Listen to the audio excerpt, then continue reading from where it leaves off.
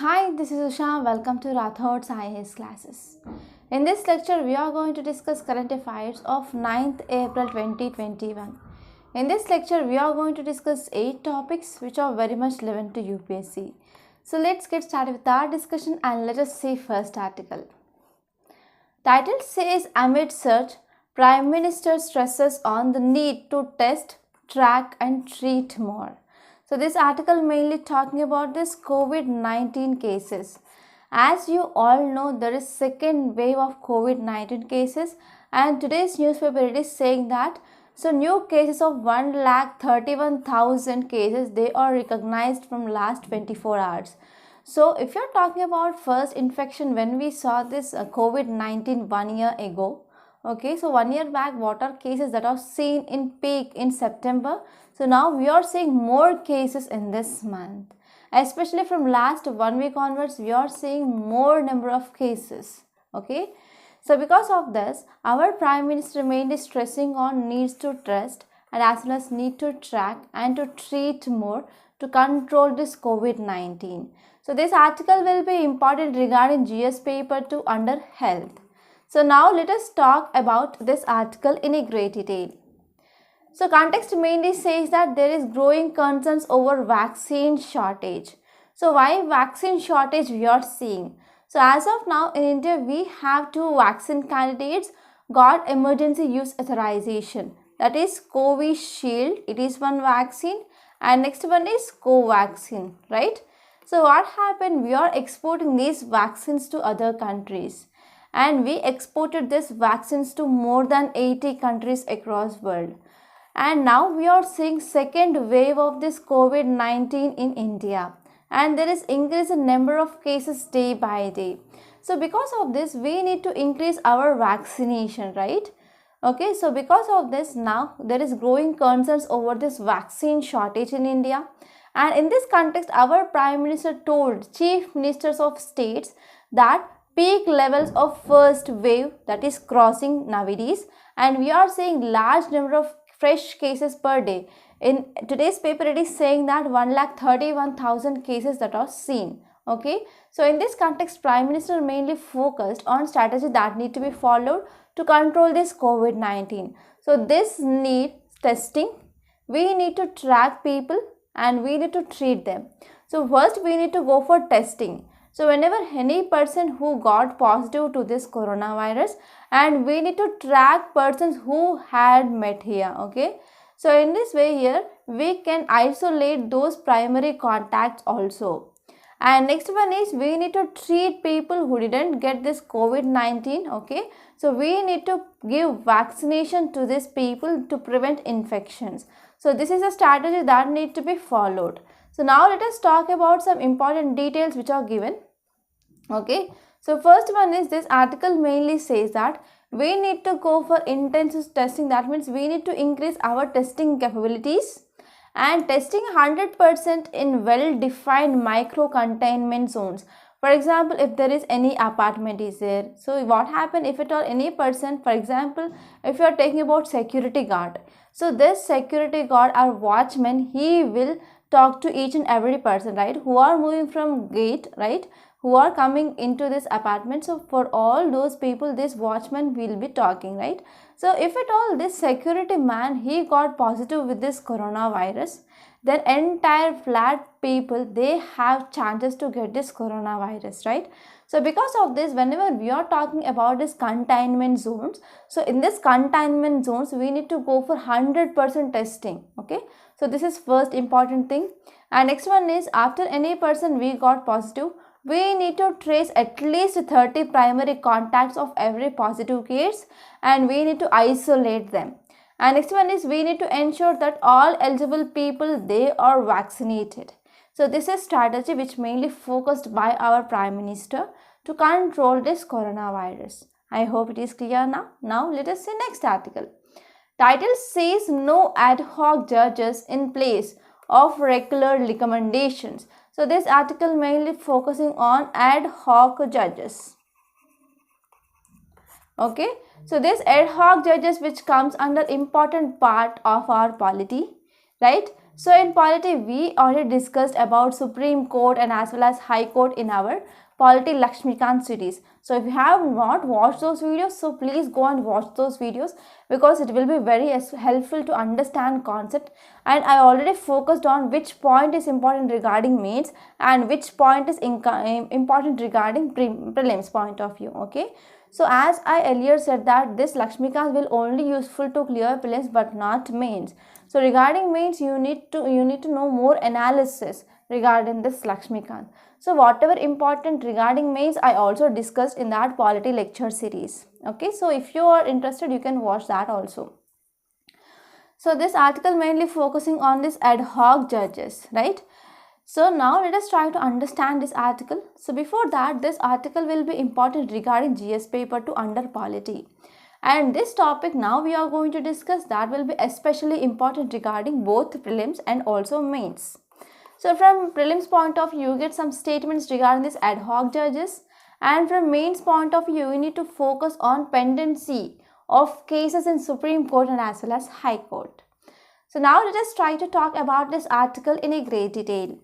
So if you see context, it mainly says that Supreme Court agreed that a plan to appoint retired judges on ad hoc basis. So this will helpful mainly to reduce pendency of cases in High Court. So this article especially focusing on appointment of retired judges as ad hoc judges in High Court. Okay. So in this context, our CJI, that is Chief Justice of India, he mainly said that it should not become an excuse to stop or further delay this appointment process of regular judges. So because of there is increased vacancy of judges in high courts, so that led to increase in pendency of cases. So because of this pendency of cases that crossed red mark, now we have choice to appoint these retired judges as ad hoc judges, and they need to dispose these pending cases now. So in this context, our CJI mainly says that, so whenever we are appointing these retired judges and ad hoc judges, that can be done only for temporary period. So because of this, we should not stop or we should not further delay appointment of judges, okay, of regular cases. So this is the thing and this is context. I hope this context it is clear now. Now let us see some important details of this article. So first and foremost thing is high courts, they have a total vacancies of 411 regular judges, and if you're talking about sanction strength, it is of 1080. Okay, so out of this 1080, now we are seeing 411. That means we have working strength of judges in high court, it is 669.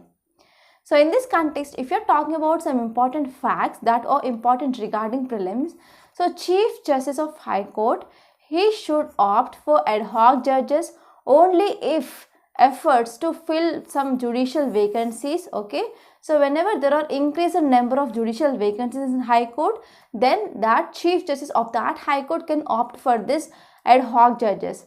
And next one is whenever there is pendency of cases that reach a red zone. So in these two conditions here, Chief Justice of High Court, they can opt for this ad hoc judges on temporary basis. And now let us talk about some facts regarding these ad hoc judges. So who are going to appoint this? So if you're talking about judges of either Supreme Court or judges of High Court, they will be appointed by President of India. And if you're talking about judges of subordinate courts, or we can say judges of district courts, they will be appointed by Governor of State. So you have to remember this point for sure, and this is important for prelims. And if you're talking about here appointment of these ad hoc judges, here President can appoint duly qualified persons as additional judges of High Court for a temporary period, and this period should not exceed more than 2 years. So this is one important prelims fact. And next one is when we can appoint these additional judges: whenever there is temporary increase in business of High Court and whenever there is increased vacancies. And next one is President, he can also appoint a duly qualified person as an acting judge of High Court in 2 conditions. That means whenever judge he is unable to perform his duty because of some illness or because of absence. And next one is judges, whenever those will be appointed or promoted as temporarily working as Chief Justice of High Court, then in that case also we can appoint some acting judges. And if you're talking about tenure here, acting judges, they holds office until permanent judge resumes his office. And in our constitution also it provides for additional judges and as well as acting judges. Okay, and our constitution mainly says that they can hold office temporarily but not permanently till attaining age of 62 years. Okay, you have to remember this. And now let us talk about constitutional provisions. So you need to remember two articles. So first one is regarding Supreme Court and second one is regarding High Court. So regarding Supreme Court, Article 128 mainly talks about attendance of retired judge as a judge of Supreme Court. And Article 224A mainly talks that retired High Court judge can be appointed as ad hoc judge to High Court. So these are two important articles that you should remember regarding this ad hoc judges. So this is gist of this article. I hope it is clear. Now let us see next article. If you see this article, title says that India and China to hold 11th round of talks on LAC today. So as we know that India and China are sharing boundary, but in this boundary area we have some disputes. Okay, so we have disputes in this Indo-China border. So we have disputes at mainly three areas. First one is eastern sector, second one is central sector, and third one is western sector. So if you are talking about eastern sector, we have issue at Arunachal Pradesh. And if you are talking about central sector, we have issue at Uttarakhand and Himachal Pradesh. And if you are talking about western sector, we have dispute at LAC region. So now we are going to talk about this LAC region, that is line of actual control. So if you are talking about background of issue between India, China at LAC, so what happened from April 2020 onwards, we are seeing military standoff at this LAC region. So in this event that also led to Galwan Valley incident. So in this Galwan Valley incident, 20 soldiers, they lost their life. Okay, so not only that, they occupied Pangyong So area. And what happened, there is increased presence of Chinese in some areas like Gogro Hot Spring area, Demchuk Plains. Okay, so in some areas here there is increased presence of China that is seen. So mainly to resolve those disputes, we came up with different levels of rounds of talks. So recently we came with 10th round of talks. So this 10th round of talks, they came up with agreement. Okay, so in this agreement, they mainly accepted for disengagement in Pongyongso Lake area. So after this 10th round of talks, we see there is disengagement mainly in this area. So there is disengagement in north and south banks of this Pongyongso Lake area. But there are some other issues. Okay, so we have some issues regarding Hot Spring area, Gogra area, and as well as some plain area. Okay, so now we are going to have next level of talks, that is 11th level of talks, and we are going to have discussion regarding disengagement of other areas in this eastern Ladakh region. Okay, so this is some background. So now let us try to see map here. So here this red color line that is appearing here, this is LAC, that is line of actual control. Okay, so why there is increased military standoff? Because of some concerns which are mainly posed by Chinese because of this Daulat Beg Oldie construction. Okay, and if you see here we have Hot Spring area and here we have Pongyongso Lake area. Here we have Dibruk. Okay, Dibruk to Daulat Beg Oldie. So we came up with one infrastructure project, that is construction of road. So that is one important concern of Chinese. Okay, so now let us talk about this article in a great detail. So if you see about the context, it mainly says that India and China, they are scheduled to hold 11th round of Corps Commander talks, and they are going to talk about second phase of disengagement in this eastern Ladakh region. So if you see some details regarding this article, so there could be some movement because there is some issue of disengagement from patrolling point. Patrolling point mainly in Gogra areas, Hot Spring areas, etc. Okay, so in these areas there is some movement that is seen of Chinese movement that is seen, and it is one of important cause of concern from India's side. And because of increase in Chinese presence here, so whatever patrolling points we have, so there is some issue regarding this patrolling points. So till these points India is not going and not have this proper patrolling here. So because of this we are going to have this next level round of meeting to talk about disengagement in some patrolling point areas. So if you're talking about this article in February 2021, so we came up with one agreement. So in this agreement, two sides, that is from India side and as well as Chinese side, they come up with agreement and they completed phase 1 disengagement as per that agreement in north and southern banks of this Pongyongso Lake area. Okay, so in this last February round, it is also called as 10th round of talks. They agreed mutually mainly to accept solution and they want to come up with some peace and tranquility in this border area. Okay, so as per that 10th level rounds, so there is disengagement that is seen now complete in this Pongyongso area, and now we are mainly focused on phased disengagement plan in other areas like Demchok, Depsang Plains, and as well as and Gogra Hot Spring area. So in these areas we need to talk about disengagement in further rounds. Okay, so this is about gist of this article. And now let us see next article. Title says double mutant strain named B1617. So as we all know, coronavirus, it is also special for India, and in India we saw there is double mutant strain that is present, and we are finding whether this double mutant strain, it is important cause for rising of cases in India or not. Again, this article will be important regarding science and technology, which comes under GS paper 3. And regarding this article, we need to talk about variants of concern, that is VOC, and we need to talk about what are issues regarding this double mutant strain of Indian coronavirus. And now let us see some important facts and details which are given in this article. So if you see context, it mainly says that double mutant virus that scientists have flagged having a bearing on spread of this pandemic in India, and it came up with formal classification and it kept under B1.617. So this is classification of India's double mutant virus.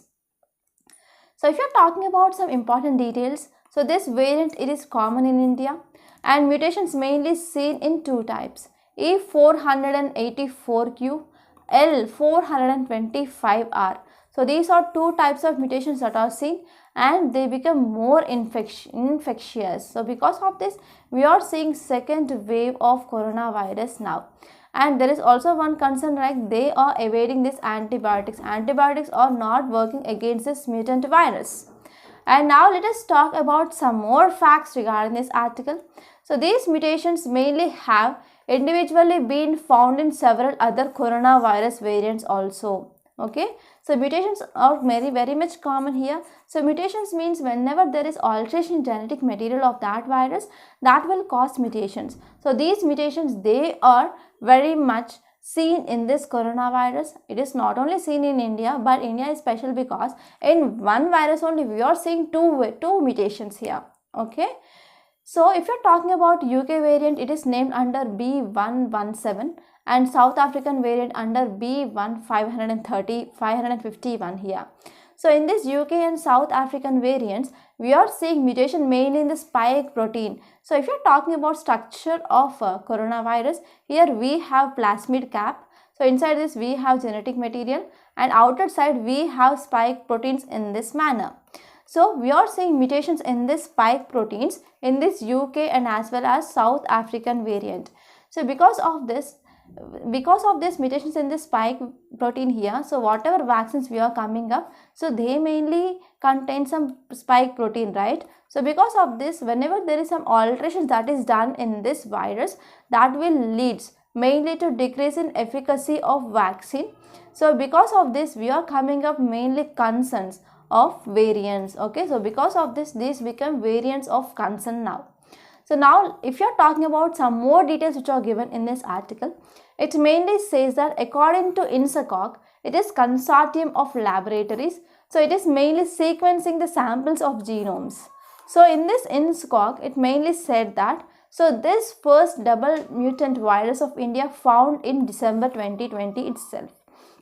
And now in at least 8 countries we are seeing this mutant, okay, and 70% of genome sequences that have mutations, and they are characterizing this B1617 variant. So this is data which is submitted to GISAID, okay. And if you are talking about concerns regarding this mutant virus, so this mutant virus which have 2 mutants, right? So this double mutant virus which have mutations in E484Q and L452R. So these are 2 mutations which are seen here. They are mainly linked to increased infections, not connectivity. So it is mainly leading to increased transmission in India, and it also linked to 20% of cases alone from Maharashtra. And next one is it also affects vaccine efficacy.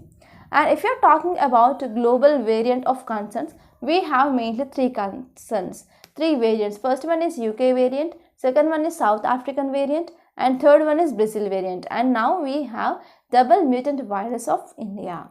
And now let us talk about some facts regarding this INSACOG. So if you are talking about this INSACOG, it mainly stands for Indian SARS Coronavirus to Consortium on Genomics. So it is nothing but multi-laboratory and multi-agency pan-India network. So this will be very much helpful to monitor genomic variations in this SARS coronavirus too, okay. So whenever we are having genomic sequencing, so we can understand how virus is spreading and how virus is evolving day by day. So if you're talking about this INSACOG, it will be very much helpful for genomic surveillance. So whenever we are going for this genomic surveillance, it can generate a rich source of information. So whenever we are getting information, it will be very much helpful for tracking of pathogen transmission, and as well as we can try to know about evolution of this variant at both national level and as well as even international level. So how it is infecting or how it is leading to increase in number of cases. So what will be efficacy of vaccines. So everything will be known whenever we have proper data regarding this variant virus. So this is gist of this article. I hope it is clear. And now let us see next article. Title says all options open to South China Sea. So this article mainly talking about South China Sea.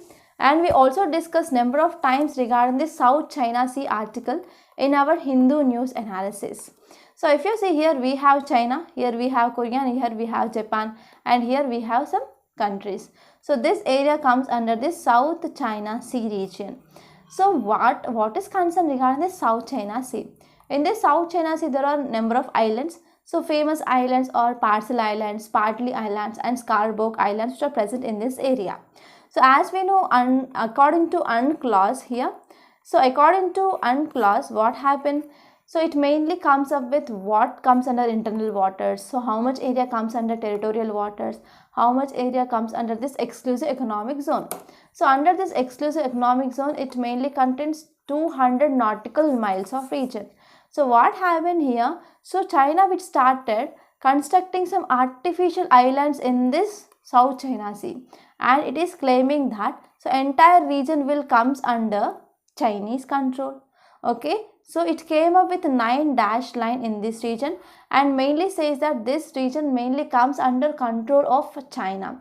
So this is one important thing which is happening in this South China Sea. So because of this 9 dash line which came up by China, so it is mainly affecting some sovereignty, territorial integrity of countries which are present in this area. So it is one cause of concern. So now let us try to see map here. So here we have China, here we have Vietnam here, right? Here we have Malaysia, and here we have Philippines, right? So here China came up with this 9 dash line. So if you see here, this is mainly 9 dash line, right? So this China which is mainly claiming that this is 9 dash line. So whatever things which are present in this area, that will comes under China. So China it is claiming this area. And if you're talking about Philippines here, so here we have number of islands. So here we have Spratly Islands, here we have Spratly Islands. So what happened here, near this Spratly Islands and near this Philippines, there is one Whitsun Bay is present. So in that Whitsun Reef, in this Whitsun Reef, what happened, there is increased Chinese Chinese vessels are seeing, Chinese ships are seeing. So because of this, Philippines mainly showing some cause of concern regarding this increased presence of Chinese ships. There are more than 200 of ships that are present near this Whitsun Reef. Okay, we already discussed about this issue I think 10 days back, and now let us see again in a great detail. So if you're talking about context of this article, it mainly says that the Philippines Defense Department said that it was keeping its option open for diplomatic route, and it mainly says that there are hundreds of Chinese vessels in South China Sea.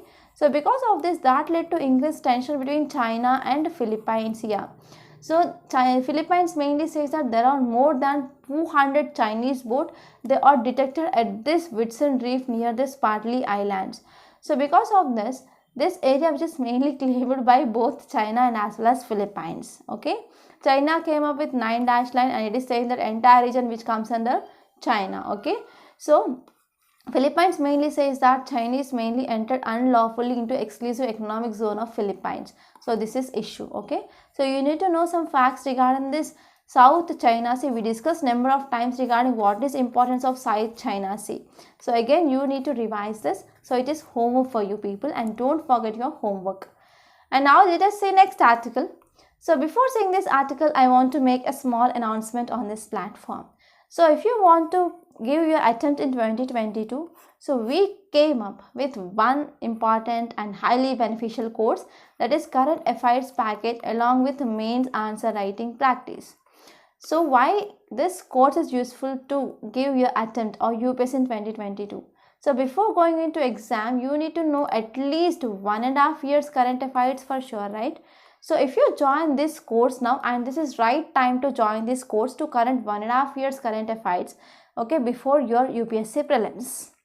Okay, so if you're talking about this course, what is importance of current affairs? If you see 50 to 60% of questions, either it may be prelims or mains or interview, you can expect questions from this current affairs point of view. So because of this mastering of current affairs, it is very important to clear UPSC. And if you're talking about this mains answer writing practice, so many students who are especially beginners or freshers, they ignore this mains answer writing practice. So even though if they clear prelims, they cannot clear mains without proper answer writing skills. So because of this, we are exactly focusing on how to improve your answer writing skills in this program. And if you join this course, we also conduct prelims test on every Sundays along with video solutions. So in this way, this course is exactly focusing on what is demand of UPSC. So finally, I want to say one thing. Please don't take this course as a choice. Try to join this course as soon as possible. Okay. So details of this course are given in description box. And if you want to talk to me directly regarding this course, you can talk to me on this number 8074765513. And now let us talk about next article. Title says Beyond Zero Sum. So this article mainly focusing on net zero carbon emissions. So this net zero carbon emissions, it is highly in news from last 2 days because visit of US Special Presidential Envoy to India that happened, and that meet they talked about this climate challenges. So now let us try to discuss this article in a great detail. So this article will be important regarding GS paper 2 under international relations and also GS paper 3 regarding environment and ecology. So now let us try to understand this article in a great detail. So if you see context, as I said earlier, US Special Presidential Envoy for Climate, he visited and they discussed about some climate challenges. So in this meet, they also reviewed India's long-term policy course regarding climate change. So if you're talking about some data regarding this article, so if you're talking about India's ranking regarding this global emissions, so India is ranking 5th, okay? India is ranking top 5th regarding this carbon emissions. So because of this, we are seeing some climate change, right? So because of this climate change, there are several impacts. So first one is there will be increasing poverty, there will be underdevelopment, and also that will lead to intense storms, mainly in some island areas, and there is loss of farm productivity that will also lead to droughts or heat waves that we are evident. So if you're talking about these discussions, they talked about they will come up with green technology initiatives, and they also discussed about this Paris Agreement. So under this Paris Agreement, they said that there is underfunding and all, and also they talked about this technological transfer that to be done from developed to developing countries.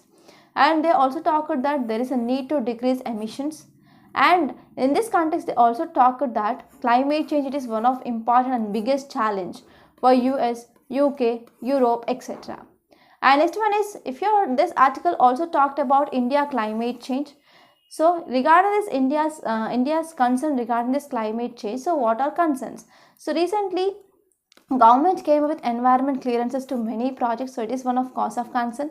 And next one is, India also extended deadline for coal plants, and we also adopted strict pollution control. Okay, and next one is we proposed some dilutions to this environment impact assessment.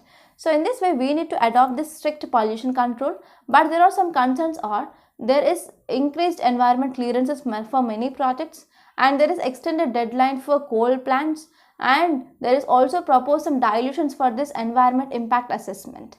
So in this context, what is need? How can we address this climate change? So first one is, we need to go for taxing of luxurious emissions. For example, if you are using air conditioners, if you are using some big properties and aviations, for these type of products there need to be increased taxation. Okay, and whatever amount that is getting from those taxation, we can use for other things. And next one is, we need to uphold the principle which is enshrined in United Nations Framework Conventions on Climate Change, and we need to align with internal policies. So these are some way forward which are given in this article. And now let us talk about next article, explaining Pakistan's flip-flop on trade with India. So this article mainly talking about India and Pakistan. We already discussed about this article 2 times in our Hindu analysis. Now again we are going to discuss this in a very great detail. So this article will be important regarding GS paper 2 under international relations. Okay, now let us have a detailed discussion on this topic. So this article mainly talking about India-Pakistan relations. So if you see context, it mainly says that India, if you're talking about recently what happened means, Pakistan Economic Coordination Committee, that is ECC, came up with one decision to import 3 important things. First one is cotton, second one is yarn and sugar from India. And the next day on April 1st, they fooled us, and they said that Pakistan cabinet, which is chaired by Pakistan's Prime Minister, he withdrew that decision which is taken by Pakistan Economic Coordination Committee. So if you're talking about takeaways from this decision, so we can take 3 takeaways. First one is, why Pakistan want to import this? Okay, Pakistan want to contain immediate economic needs. So for their economic needs, Pakistan came up with decision. Okay, so first important thing here is, it is Pakistan's economic need mainly to address those things in Pakistan. Okay, but it is not to normalize ties with India. And next one is, if you are talking about these details, in Pakistan Economic Survey of 2019, it mainly said that agriculture sector growth that is seen about 2.67%. 2.67% of increase in agriculture sector mainly seen in rice and maize. So if you're talking about other sectors like cotton, sugar production, there is decline. There is declined production in cotton, that is seen 6.9%, and regarding sugar production, that declined by 0.4%.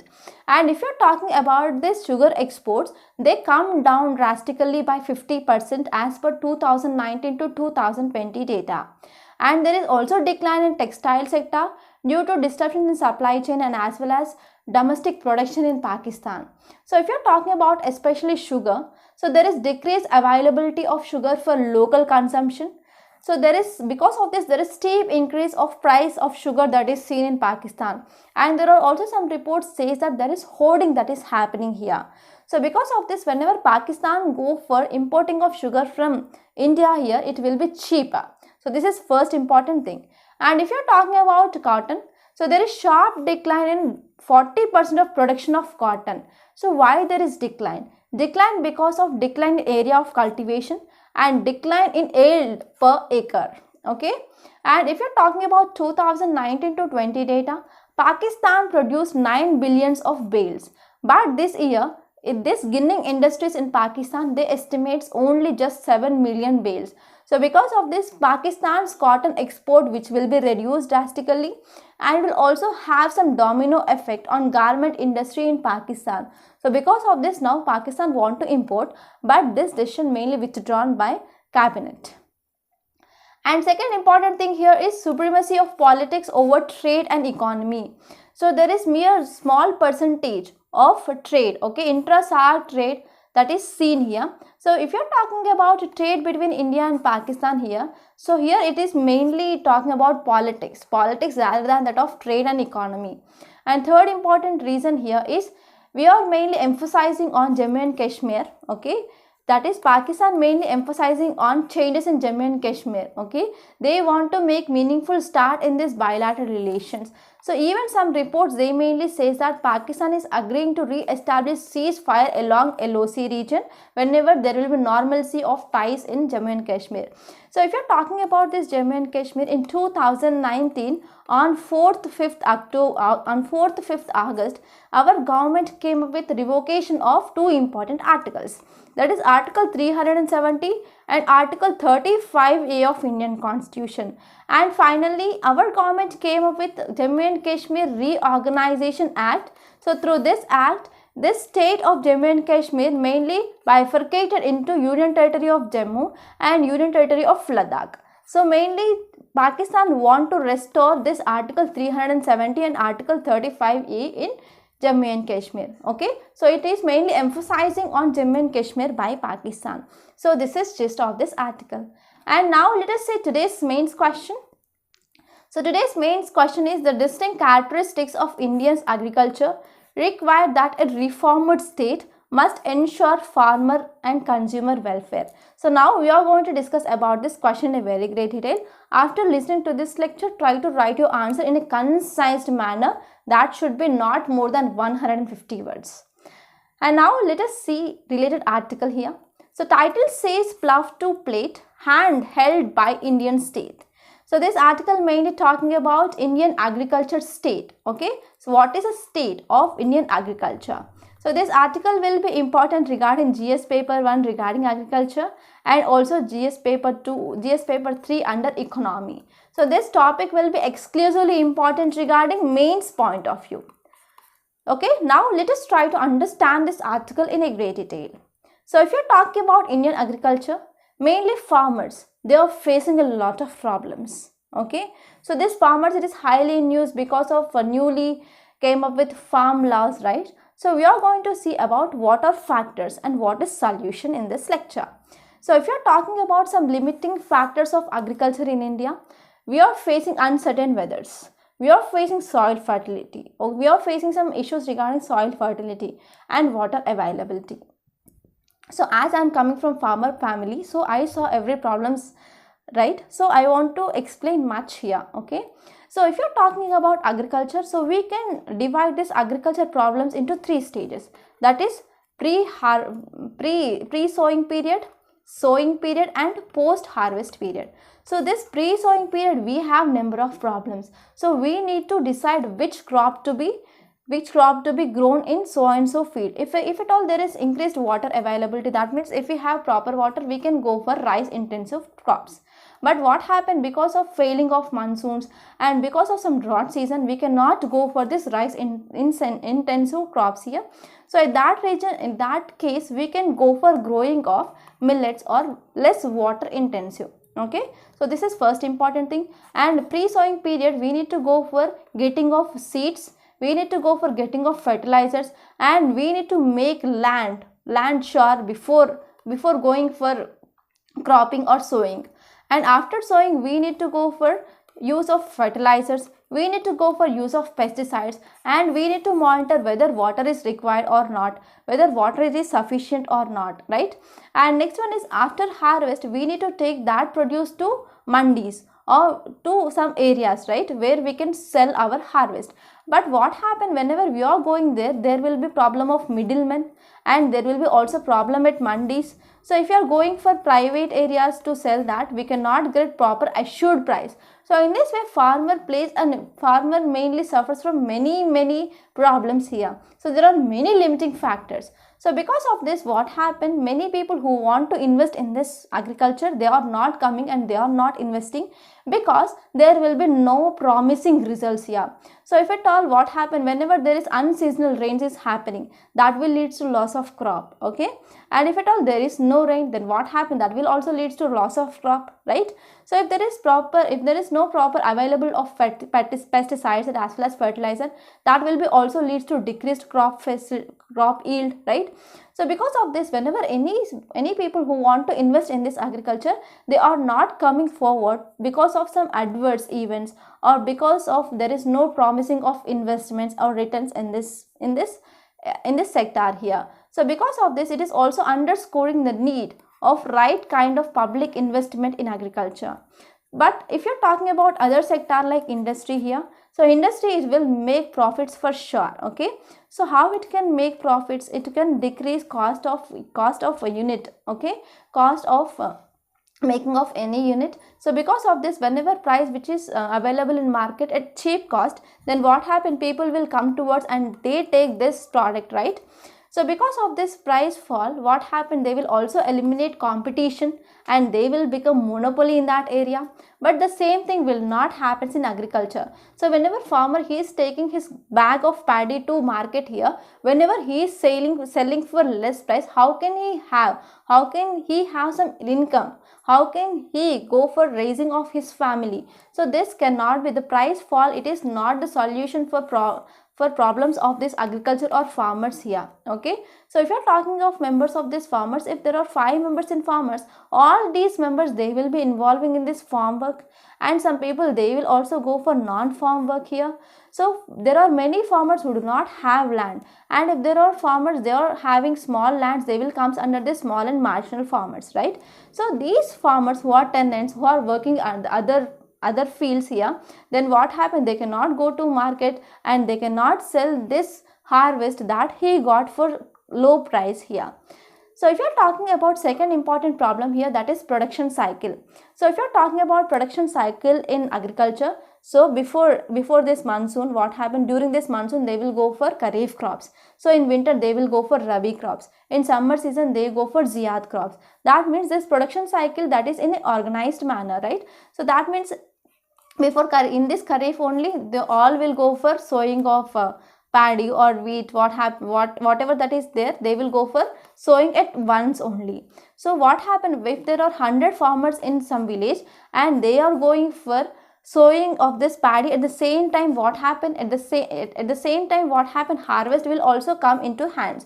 So whenever these 100 farmers they are taking 1,000 bags of their rice made to nearby mandis, then what happened, there will be increase in supply of this paddy in mandis. So because of this, there is increased supply. So because of increased supply, what happened, in this mandis also they will get low price. That means even these farmers they are getting bumper crops in that time, but they are getting less price at that time, okay. So because of this, is also affecting income of farmers.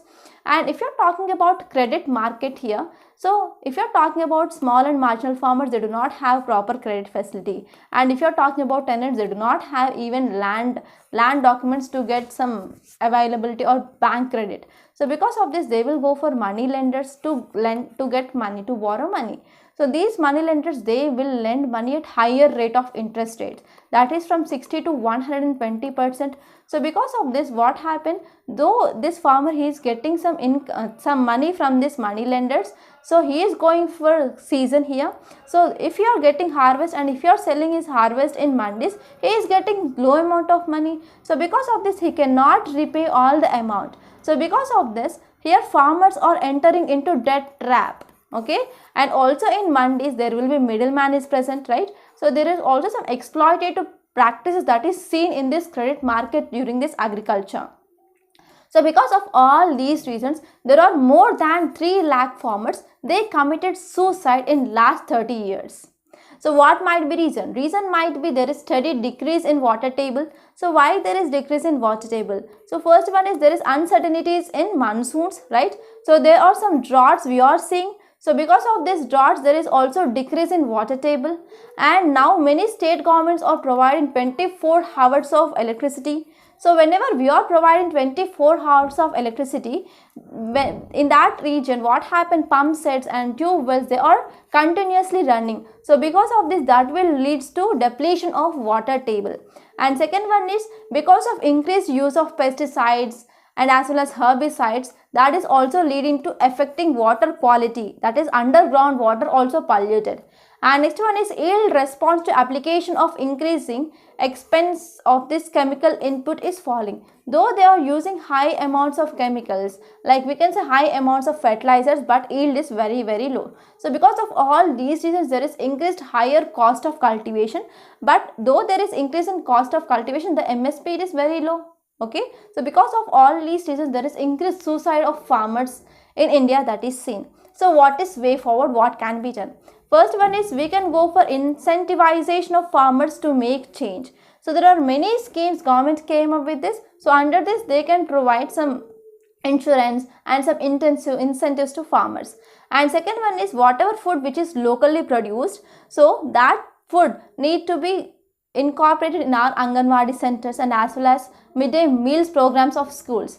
And if you're talking about number of mandis, so if you're talking about number of mandis, they are very less, that is 2,477 mandis are present and 4,843 sub mandis are present.